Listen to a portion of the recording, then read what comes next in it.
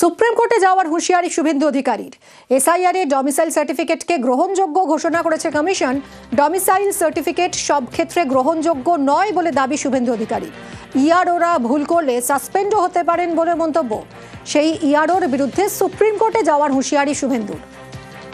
1999 সালের যে অ্যাক্ট তাতে বলা হয়েছে খুব সিলেক্টিভ ক্ষেত্রে এই domicile certificate acceptable, not for all. এবং এটা যদি ইআরওরা এইটা দেখে করেন, সেই ইআরওরা সাসপেন্ড হতে পারেন, তাদের বিরুদ্ধে এফআইআরও করার প্রভিশন আছে।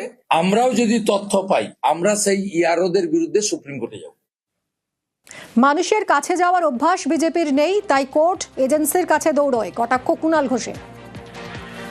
মানুষের কাছে ছাড়া, মানুষের দরবার ছাড়া বিজেপির নানা জায়গায় যাওয়ার অভ্যাস আছে। কখনো তারা বলবে কেন্দ্রে যাবো, জাতীয় নির্বাচন কমিশন ভোট করবে, কখনো বলবে কেন্দ্রীয় বাহিনী আসবে, কখনো সিবিআই ইডি পাঠাবে। শুধু মানুষের কাছে যাওয়া এইটা বিজেপি জানে না। ফলে শুভেন্দু বাবুরা কখনো বলবেন অমুক কোর্টে যাচ্ছি, অধিকার আছে, যাবেন।